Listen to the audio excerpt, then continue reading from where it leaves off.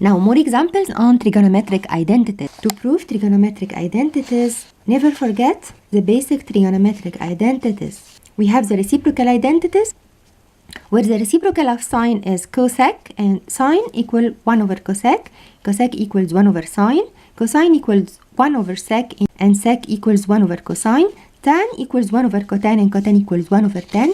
Remember the ratio identities, where tan equals sine over cosine and cotan equals cosine over sine. Never forget the Pythagorean identities, the main trigonometric identity, where sine squared plus cosine squared equals 1.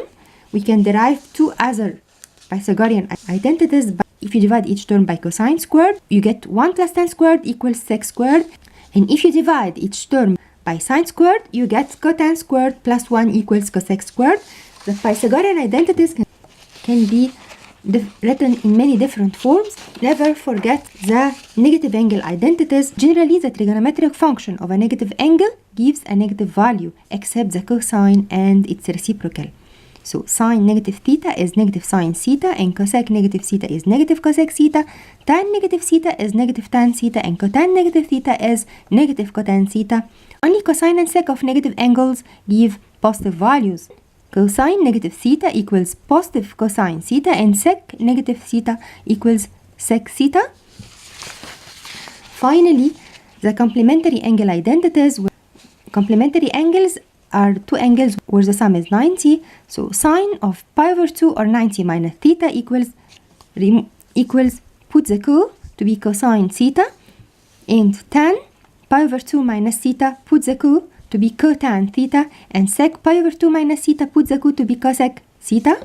Cosine pi over 2 minus theta, remove the co, now it has co, so remove the co, so to be sine theta, where theta is a complementary angle of this. Cotan pi over 2 minus theta, remove the co to be tan theta, and cosec pi over 2 minus theta to be, remove the co to be sec theta. Prove the validity of the following trigonometric identities. Here we have two perfect square binomials. Let's simplify by expanding each. Sine theta plus cosine theta all squared plus sine theta minus cosine theta all squared. Remember how to expand a perfect square binomial. If we have a plus b all squared, this is called a perfect square binomial. This equals square of the first to be a squared and plus square of the second to be b squared. Take this sign for the middle term. It's positive, so it's plus first times second times 2. So 2 times a times b. So 2 times a times b. This is how to expand a perfect square binomial. You take square of the first and plus square of the second, then plus the first times second times 2. Same thing.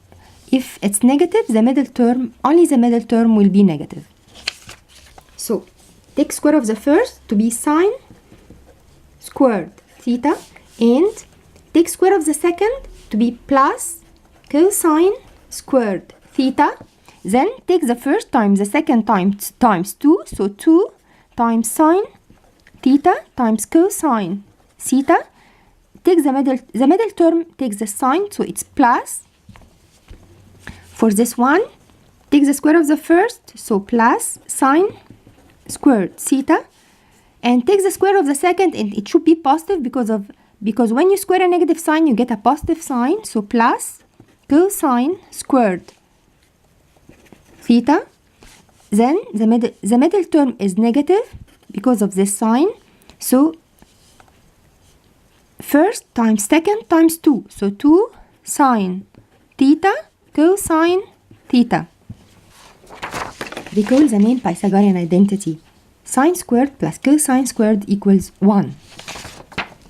Whenever you have sine squared and cosine squared, you get 1. Here it's sine squared theta plus cosine squared theta, so we have 1.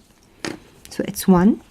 And sine, here also we have sine squared plus cosine squared, so also here you get another 1, so plus 1. Look at this. Here we have 2 sine theta cosine theta, and here we have negative, and here we have negative 2 sine theta cosine theta. They cancel each other, so the final answer is 1 plus 1 to be 2. This is equal to the right hand side, so the left hand side equals the right hand side, so So the trigonometric identity is true. Another example. Prove that sine theta times sine 90 minus theta times tan theta equals 1 minus cosine squared theta. Start by the left-hand side. Use the basic trigonometric identities and rewrite all the functions in terms of sine and cosine. Sine 90 minus theta, remember the complementary angle identities, and sine pi over 2 means or 90 minus theta equals cosine theta. Keep the sign as it is, so sine theta as it is. Change this into cosine theta and times tan theta.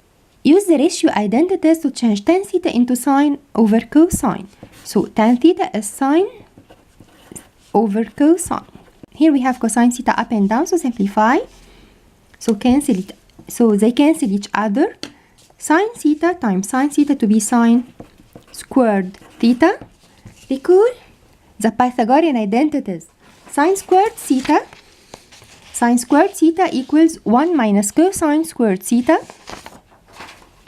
So this is equal to 1 minus cosine squared theta. This is equal to the right hand side. The identity is true. Now more examples on trigonometric identities. Prove the validity of the following trigonometric identities. Number 1, prove that cosine theta times sine theta over cosec theta equals 1 minus cosine squared theta. The left hand side looks more complicated, so start by the left hand side. We have a fraction. We have cosine times tan over cosec. So rewrite each function in terms of sine and cosine. Keep the cosine as it is.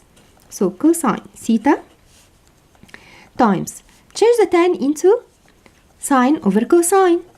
This is the ratio identity.